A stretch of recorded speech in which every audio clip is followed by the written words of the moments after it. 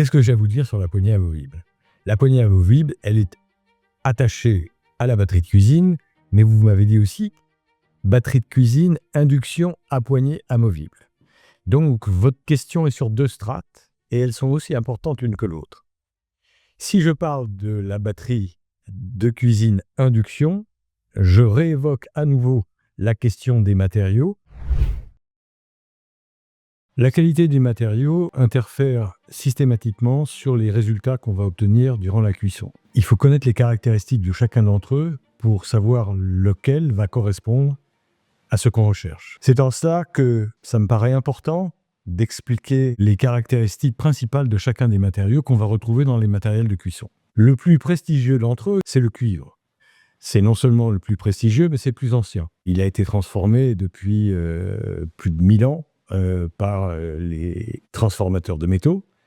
Et c'est celui qui a la meilleure caractéristique de distribution de chaleur. C'est-à-dire qu'il est à la fois extrêmement puissant et réactif. Il va monter très rapidement en température, de même que lorsqu'on voudra réduire, sa réaction sera quasi instantanée, et c'est pour ça qu'il est apprécié par les spécialistes et par les cuisiniers, parce qu'il a cette réactivité qui permet de monter et de descendre rapidement. Ce matériau, néanmoins, ne peut plus être utilisé seul et ne doit pas être utilisé seul parce que, au contact des aliments, les oxydes qu'il développe naturellement deviennent des oxydes toxiques. Le vert de gris qui se développe naturellement sur le cuivre, bien évidemment, ne permettrait pas qu'il soit en contact avec les aliments.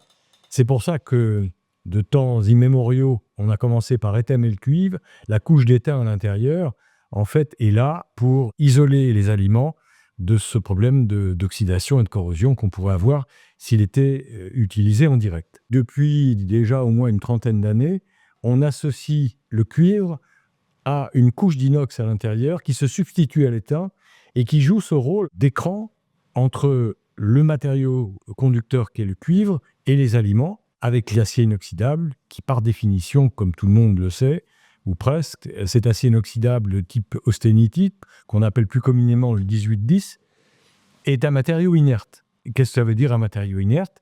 Ça veut dire qu'aucun de ses composants ne migrera jamais vers les aliments, et à l'inverse, aucun aliment, même corrosif, n'attaquera l'acier inoxydable.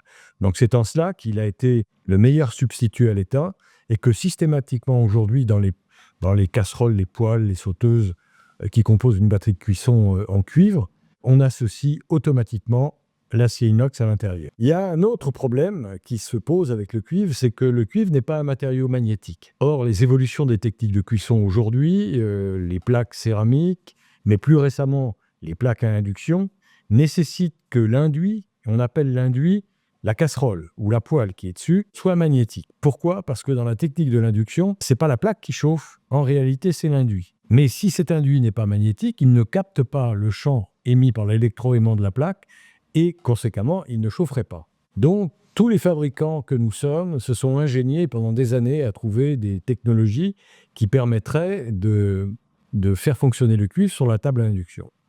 Et les technologies les plus répandues sont les matériaux multicouches qui sont à base de cuivre à l'extérieur, mais qui contiennent à l'intérieur du plaquage. On appelle le plaquage le procédé de colaminage qui associe les différentes plaques pour aller extraire les performances spécifiques à chacune d'entre elles. Et donc, dans les plaques qui sont utilisées dans ces multicouches destinées aux ustensiles de cuisson en cuivre, on met des plaques inox ferritiques ou même on peut associer de l'acier doux pour aller capter le champ induction et échauffer la casserole en cuivre qui est concernée. L'autre technologie consiste à avoir un fond sandwich qui est soudé sur la base de la casserole et qui est constitué de 3 plaques. La première, c'est un inox ferromagnétique qui donc va capter le champ magnétique de la plaque et échauffer l'ensemble. La seconde plaque est une plaque d'aluminium et la troisième plaque, eh bien, c'est le corps de la casserole en cuivre qui elle-même est faite des 2 plis d'inox et de cuivre. Au prix de ces transformations-là, on a rendu possible l'impossible, c'est-à-dire que les grands fabricants de casseroles cuivre qu'on trouve sur le marché, et en particulier les fabricants français qui ont fait preuve d'un talent inouï pour développer ces matériaux peuvent proposer aujourd'hui des casseroles en cuivre qui fonctionnent à l'induction. Néanmoins, il faut garder à l'esprit que son prix de revient et le coût de l'alliage en lui-même est très élevé, et il va devenir de plus en plus élevé parce que le cuivre est utilisé énormément de nos jours dans la composition des batteries des voitures, dans l'électronique de tout ce qui est digital. Donc c'est un matériau cher, et la composition que j'ai évoquée tout à l'heure pour le rendre compatible avec l'induction est une composition qui met en œuvre des technologies sophistiquées qui rendent le matériau très cher en termes de prix de revient.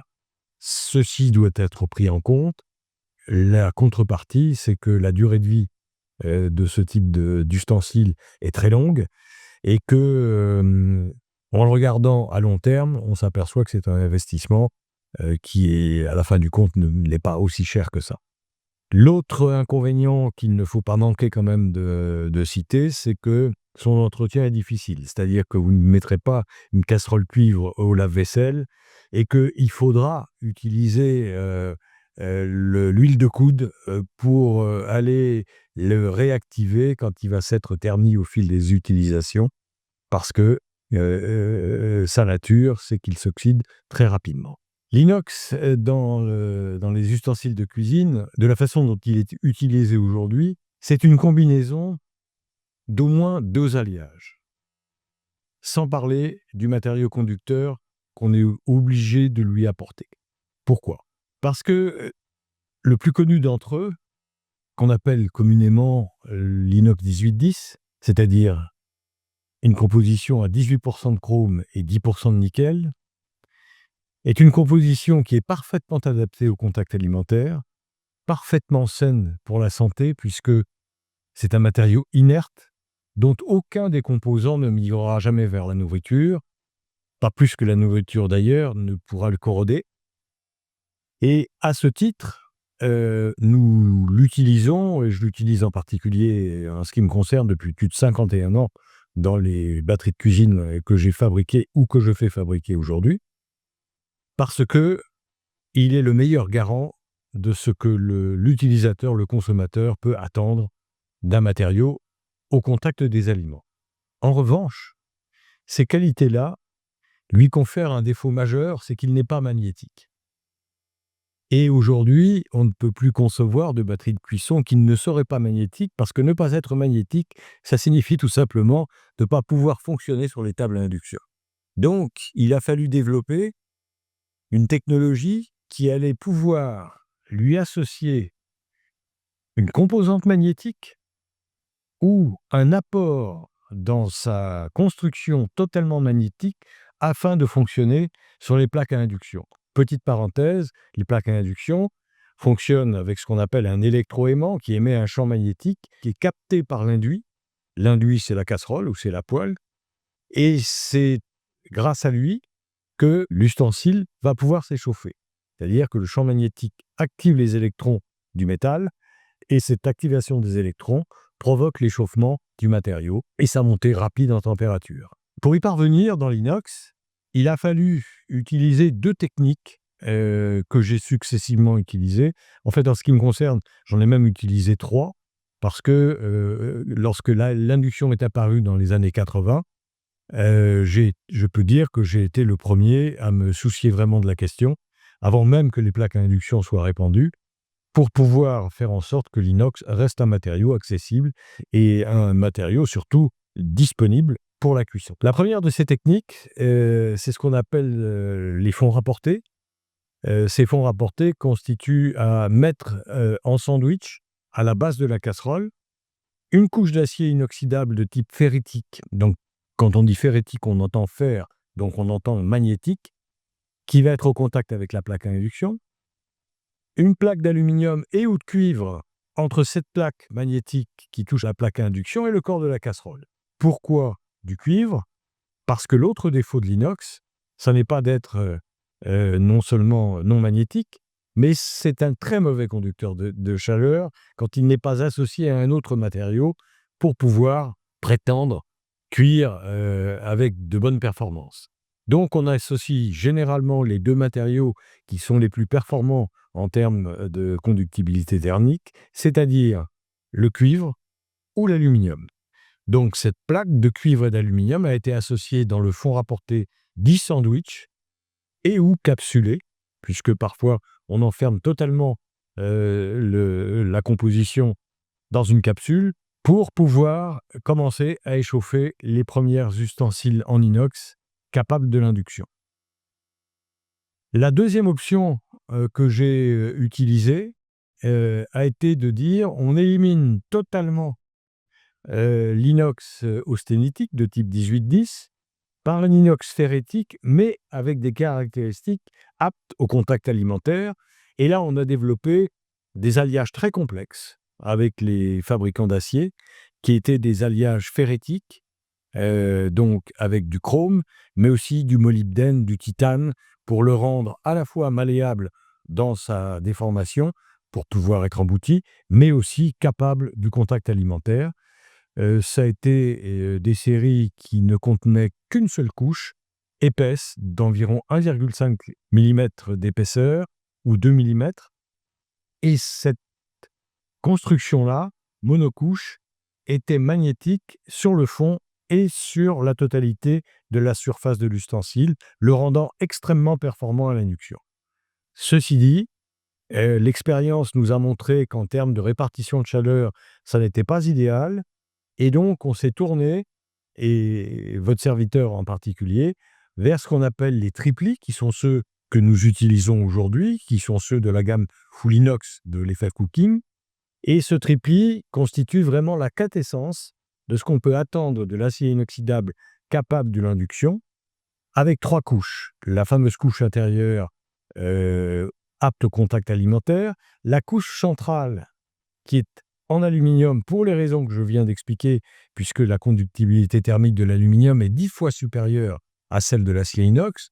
C'est pour ça que l'inox devient performant grâce à cet apport, mais cette plaque d'aluminium n'est absolument pas en contact avec les aliments pour les questions d'hygiène et de santé que tout le monde connaît par rapport à l'aluminium. Et enfin, la couche extérieure, elle, est magnétique sur toute sa surface et va capter le champ magnétique de la plaque à induction. Ceci présente 3 avantages dans ce type de composition et d'alliage. Le premier est celui de la rigidité d'ensemble, puisque la technique qui permet d'associer les 3 plaques et qu'on appelle la technique de colaminage, in fine, va renforcer l'écrouissage du métal, donc sa dureté, et va favoriser sa capacité de planéité, même à l'échauffement, lorsqu'il est sur la plaque de cuisson, en mode induction ou en mode vitrocéramique. C'est une garantie supplémentaire. Le deuxième avantage, c'est le poids, puisque vous l'avez noté sans doute, le cœur de cet ensemble, le cœur de cet alliage, c'est l'aluminium, qui est 2,96 fois inférieur en termes de densité à l'acier, donc confère une légèreté considérable, qui est de l'ordre de 47% inférieure à celle de l'acier ou de l'inox en particulier. Et enfin, la troisième caractéristique, c'est bien évidemment ses qualités au contact alimentaire, puisque aucun des composants du métal de l'intérieur ne migrera vers les aliments, pas plus que les aliments ne pourront corroder l'inox, puisqu'il est parfaitement inerte. Concernant l'aluminium et la fonte d'aluminium, et je viens de l'évoquer à l'instant, comment peut-on ne pas parler d'eux, puisque en fait, ils constituent, juste derrière le cuivre, le meilleur matériau en termes de conductibilité de chaleur. Mais hélas, ces matériaux ont un inconvénient majeur, notamment de nos jours, où les plaques à induction sont de plus en plus répandues, c'est que l'aluminium n'est pas magnétique. Donc comme l'aluminium, ou son dérivé, la fonte d'aluminium, puisque ça c'est la même famille d'alliage, c'est le procédé qui change simplement. Quand on parle d'aluminium, une poêle en aluminium, la plupart du temps, va être une poêle emboutie forgée, ou alors elle va être en fonte d'aluminium. La différenciation entre les deux, c'est que d'un côté on emboutit et de l'autre côté on coule. C'est-à-dire on fusionne l'alliage et on injecte l'aluminium en fusion dans le moule, ce qui constitue la fonte d'aluminium. Mais c'est la même famille en termes de conductibilité thermique, comme c'est la même famille en termes de densité. Donc, un de ses avantages, je viens d'en parler, c'est la densité. L'aluminium ou la fonte d'aluminium sont 3 fois plus légers, 2,96 pour être précis, plus légers que l'acier. Donc, dans la manipulation, dans l'utilisation, c'est un confort qu'on a d'ailleurs capté en le mettant à l'intérieur de notre trépied inox, mais pas au contact alimentaire, et que les utilisateurs, quand ils ont des poêles tout alu ou fond d'aluminium, apprécient parce que sur de longues sessions de cuisson, c'est très important d'avoir le minimum de poids à manipuler. L'autre caractéristique, je l'évoquais au début, c'est la conductibilité de cet alliage d'aluminium qui est par exemple 10 fois supérieure à celle de l'inox. L'inox seul n'est pas conducteur de chaleur, donc l'aluminium a cette caractéristique de conductibilité. En revanche, nous ne pouvons pas le mettre au contact direct des aliments, et la plupart du temps, depuis très longtemps, il était associé à des revêtements anti-adhérents, eux-mêmes sujets à de nombreuses critiques compte tenu du fait que certains de ces composants, comme le PFOA ou le PFAS, constituaient des dangers pour la santé. Ils ont été interdits il y a de nombreuses années, et aujourd'hui, on tend à utiliser de moins en moins ce type de matériaux pour les remplacer par de la céramique minérale la plupart du temps, et pour certaines compositions de fonte d'aluminium, on utilise aussi de l'émail. Beaucoup moins répandu, mais permettant au moins le contact alimentaire. Le fait qu'il ne soit pas magnétique a nécessité un apport de plaques inox ferromagnétiques à l'extérieur pour capter le champ de la plaque à induction, et c'est ainsi que les ustensiles en aluminium sont capables de l'induction grâce à cette modification technique. Concernant l'acier doux, il faut d'abord mentionner que c'est pas ce qui est de plus répandu en matière d'ustensiles de cuisson, mais c'est très ancien, hein. Cette utilisation remonte quand même à plusieurs siècles. L'acier doux qui est de l'acier au carbone, en fait, ayant constitué le matériau le plus économique qu'on mettait à la disposition des utilisateurs depuis des siècles. Il présente un avantage majeur, l'acier doux, c'est qu'il est lui aussi très réactif et qu'il fonctionne à l'induction parce que dans sa masse, il est magnétique. Donc il n'y a aucun traitement à faire, il est naturellement apte à l'induction. Il est lui aussi très réactif, il monte vite en température, il descend vite. Il est assez agréable à l'utilisation parce qu'on n'a pas besoin d'épaisseur très importante. Une bonne poêle en acier doux peut faire environ 2 mm, 2 mm et demi.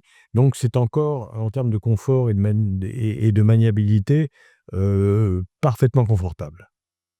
Il a donc un excellent rendement.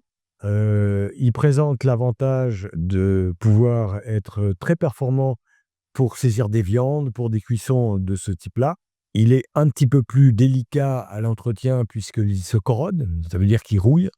Donc la plupart du temps, on nettoie pas une poêle en acier doux avec des détergents ou en le mettant dans le lave-vaisselle. On conserve au contraire les résidus des cuissons précédentes pour culotter, comme on le disait autrefois, la poêle, de manière à ce qu'elle finisse par devenir plutôt assez bonne en termes d'anti-adhérence et protégée par les graisses successives qui l'éloignent ou le protègent de la rouille. C'est un matériau assez économique, mais bon, qui présente ses inconvénients d'entretien et de corrosion qui ne sont pas du goût de tous les consommateurs d'aujourd'hui. Concernant l'acier émaillé, on a une très bonne combinaison entre un matériau très réactif, très performant, notamment sur l'adduction. Donc, il capte lui aussi 100% du champ magnétique de la plaque à induction avec un rendement extrêmement élevé. Il est réactif, il monte et il descend très vite en température, ce qui est très apprécié. Généralement, ce n'est pas un matériau qui est utilisé par les chefs de cuisine parce qu'il y a de l'émail, et l'émail a quand même une certaine fragilité notamment au choc, donc on le voit rarement dans les cuisines des professionnels. En revanche, il est très apprécié dans les cuisines des particuliers, à la fois par sa performance, pour sa réactivité, par le fait qu'il est sain, puisque l'émail lui-même est un matériau inerte. Hein, l'émail, c'est du verre. En fait, c'est parfaitement étanche. Bon, c'est un verre, je vous rassure, qui a été travaillé à partir de frites qu'on a associées ensemble pour qu'elles soient très résistantes, notamment à la rayure. Ça présente l'avantage donc de pouvoir cuisiner sainement au contact alimentaire et aussi, et c'est pas négligeable, ça présente l'avantage de pouvoir disposer de couleurs avec une palette de couleurs quasi infinie qui fait que certaines personnes achètent aussi l'émail parce qu'il est assorti à la cuisine ou parce qu'il fait joli dans la cuisine. Donc c'est un matériau moderne, tout en étant très ancien, parce que la technique de l'émaillage est utilisée dans cette profession depuis près de 2 siècles. Donc on a quelque chose qui répond aux exigences des technologies nouvelles de chauffe, comme l'induction, et on a quelque chose qui a une connotation décorative que seul l'émail peut permettre de proposer, avec un comportement tout à fait sain en matière de contact alimentaire et une réactivité en termes de cuisson extrêmement performante et extrêmement économique. J'ai fait cette petite parenthèse sur le matériau, puisque quand on choisit quelque chose qui est induction, il faut vérifier que le matériau qu'on va choisir est adapté à cette technique de cuisson et de chauffe. Ça, c'est le premier point. Le deuxième point, et c'est le plus central quand même dans cette question, c'est la poignée amovible. Les poignées amovibles, en fait, sont des ustensiles, des accessoires plutôt récents dans la vie de l'univers de la cuisson, puisqu'elles sont apparues pour les toutes premières dans les années 60-70, là où on commençait dans les villes à se poser la question des encombrements des cuisines et du rangement. Et la poignée amovible a initialement été conçue pour ça, pour réduire les espaces dévolus au rangement des batteries de cuisine. Il est évident qu'il est facile de comprendre que quand vous avez 5 pièces, je parle de 5 casseroles par exemple, et d'un faitout avec des poignées, et que lorsque vous avez les mêmes sans poignées, vous allez mettre à l'intérieur du faitout de 24 cm par exemple, qui est le plus répandu, vous allez y mettre votre casserole de 20, de 18, de 16, de 14, de 12, tout empilées les unes dans les autres à l'intérieur du faitout, ce qui veut dire que la totalité de votre batterie de cuisine va loger dans un faitout. Donc à l'intérieur de votre placard, vous n'avez besoin que de la surface que d'une pièce. Ce qui explique l'attrait qui s'est développé pour les poignées amovibles. Ça, c'est un point. L'autre point, ensuite, c'est que lorsqu'on est habitué à cuisiner avec les poignées amovibles, on a une utilisation optimum de la surface de cuisson. Même chose, il y a un embouteillage sur une surface de cuisson. Lorsque vous y mettez 2 casseroles, une poêle, une sauteuse, on ne sait pas où mettre les poignées. Les poignées gênent, réduisent donc l'espace disponible et donc réduisent la performance d'utilisation de votre plaque de cuisson. Si vous avez une poignée amovible sur les articles, à ce moment-là, vous n'en avez besoin que d'une seule pour passer d'un ustensile à un autre, histoire de faire sauter des pommes de terre, de faire bouger votre casserole qui est pleine d'eau pour l'amener à votre évier, etc. Donc, en termes de maniabilité et d'espace d'utilisation pendant la cuisson, vous avez quelque chose qui est extrêmement flexible et extrêmement utile avec la poignée démontable. L'autre avantage de la poignée démontable, c'est que vous pouvez passer d'un mode de cuisson à un autre, c'est-à-dire prendre une casserole qui est sur le gaz pour terminer la cuisson au four, non seulement avec une seule poignée pour aller de la plaque de cuisson au gaz, mais aussi pour pouvoir laisser la casserole dans le four sans poignée, de manière à ce que le récipient ait une utilisation polyvalente. Parce que sans poignée, cette casserole peut devenir aussi un moule à gâteau ou un plat à four. Donc, l'opportunité d'avoir une poignée démontable a été très appréciée sous cet aspect-là, aussi par les ménagères. Ensuite, on a vu apparaître les lave-vaisselle. Et là aussi, dans les lave-vaisselle, c'est la crise du logement. Qui n'a pas rempli son lave-vaisselle en se disant « Mince, je ne sais pas où placer cette poêle parce que la poignée dépasse ». Et la poignée d'une casserole, la poignée d'une poêle, la poignée d'une sauteuse, ça double l'espace utile nécessaire pour l'objet en question. C'est-à-dire que si vous avez une poêle de 24, mais qui a une poignée de 15 cm, votre poêle de 24, elle fait 39 cm. Dans votre lave-vaisselle, c'est l'encombrement qu'il lui faut. Et donc, c'est dans le lave-vaisselle aussi qu'on a pu mesurer l'optimum de l'utilisation et de l'opportunité des poignées démontables. Et enfin, et c'est pour moi un des facteurs les plus importants, il y a un aspect sécuritaire à la poignée démontable parce que les enfants sont souvent victimes d'accidents graves et de brûlures très graves dans les cuisines parce qu'ils sont tentés d'attraper une poignée qui dépasse d'un plan de cuisson et ils peuvent s'ébouillanter très gravement. La poignée démontable abolit ce genre de risque puisque en retirant la poignée, l'enfant n'ira pas chercher le récipient brûlant qui est au-dessus de lui. Voilà donc la raison, l'opportunité, la nécessité, je dirais même quelque part, d'avoir une batterie de cuisine induction avec une poignée démontable.